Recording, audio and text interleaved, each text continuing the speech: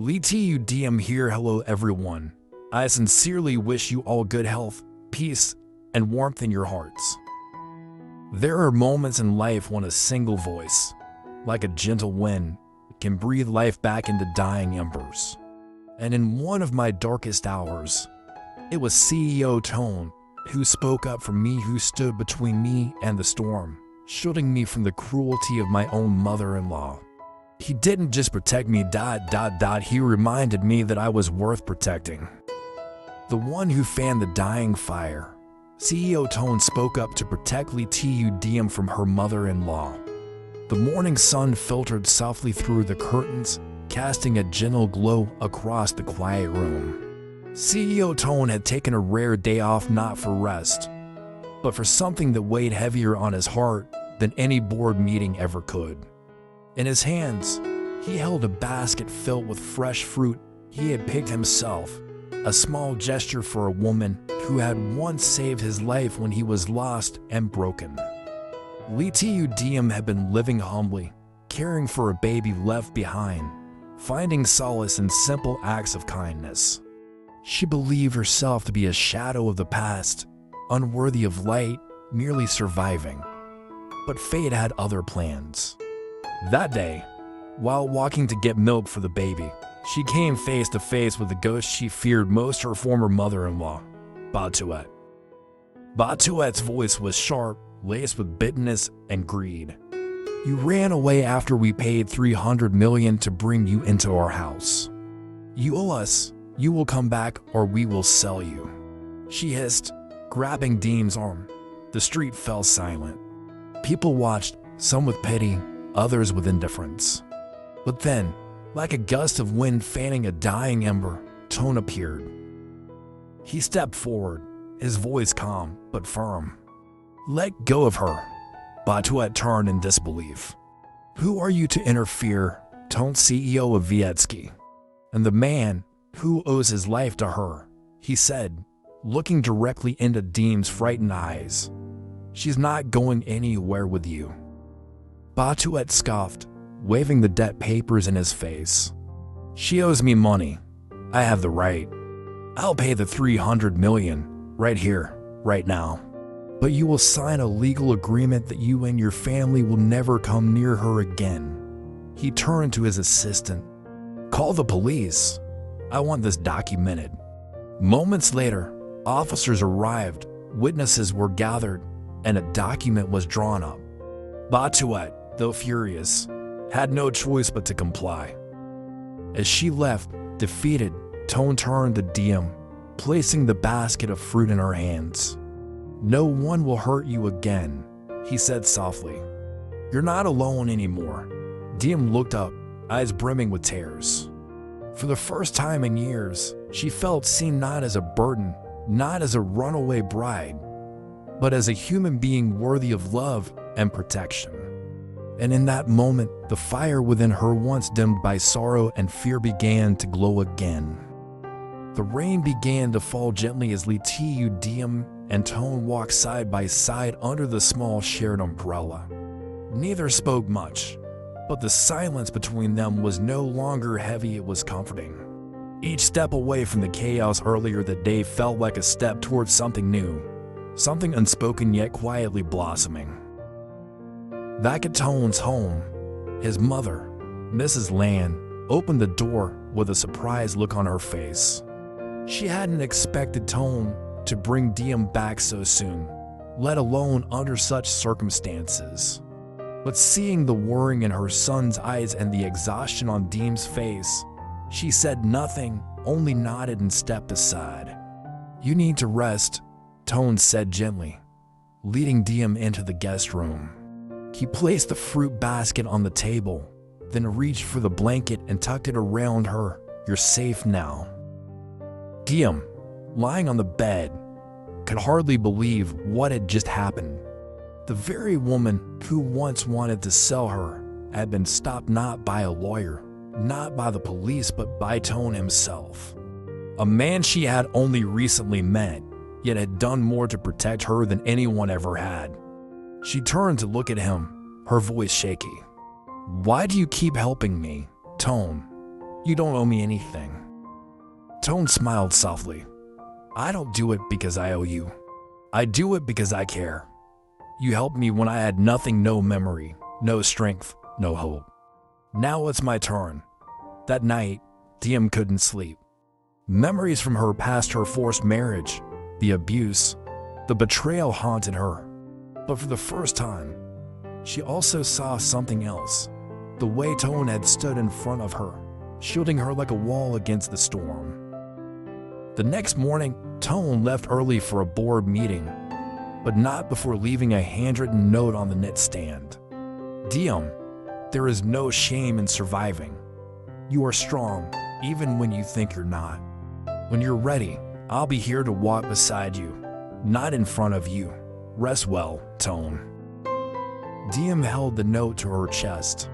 For so long, she believed she was unworthy of kindness, undeserving of a second chance. But Toan, he saw something in her she had long forgotten. And slowly, quietly, Ly Tu Diem began to believe it too. The fire inside her, once nearly extinguished, now burned with the promise of a new beginning.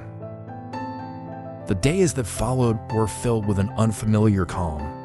Ly Tu Diem remained at Toan's house, slowly regaining her strength. Though she often kept to herself, there was something healing about the quiet mornings spent watering the garden or the warm meals she shared with Toan's mother, Mrs. Lan, who had slowly begun to treat her with genuine gentleness. One morning, as golden light spilled across the kitchen table, Diem stood by the window, staring out at the small vegetable patch. You're up early, Toan said, stepping into the room, his voice soft. Diem turned with a small smile. I couldn't sleep. I've been thinking a lot. About what happens next. Toan walked toward her, his expression careful. You don't have to rush anything. You're safe here, Diem. She looked at him, eyes searching. But for how long, Toan? My past doesn't disappear just because I've left it behind. What if they come back? What if they try again? Toan reached out, placing a reassuring hand on her shoulder. Then I'll stand between you and them again, as many times as it takes. His words settled into her chest like a promise. But Diem was not the same broken girl who had first stumbled into the woods weeks ago. Something inside her had shifted. I want to be stronger, Toan, not just protected. I want to protect myself too. Toan smiled, something proud and tender in his eyes. Then let's do that together. Later that day, he took her to visit a lawyer he trusted.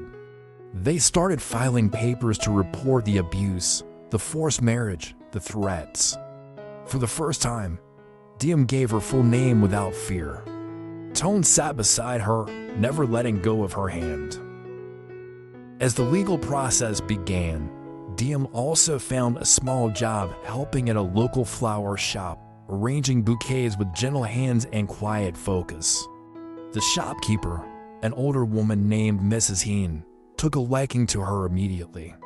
You've got calm in your fingers, girl, she said one afternoon. People who've suffered often have the softest hearts. Diem smiled, unsure how to respond. But her heart was indeed soft, and slowly, it was healing. Back at home, Toan came in late from work one night to find Diem waiting up with warm tea. He looked exhausted, but his eyes lit up the moment he saw her.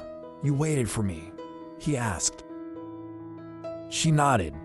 I wanted to say thank you for everything. He sat down beside her, sipping the tea slowly. You don't have to thank me, Diem. You've brought light back into this house. And in that quiet moment, as the city outside hummed softly in the distance, it became clear that this was no longer just a story of protection. It was a story of rebuilding, of two wounded souls finding shelter in one another. The dying fire hadn't just been fanned, it was burning again, bright and alive. Sometimes, life pushes us into the darkest corners, where we feel abandoned, unloved, and hopeless. Ly Tu Diem's journey reminds us that even the most wounded hearts still carry a spark of strength. She had every reason to give up, but she chose to keep walking. Step by painful step, she moved from silence to courage, from fear to healing. The story teaches us that kindness saves lives, not always in grand gestures, but in the quiet acts of standing up for someone when the world turns its back on them. CEO Toan didn't just offer protection, he offered belief.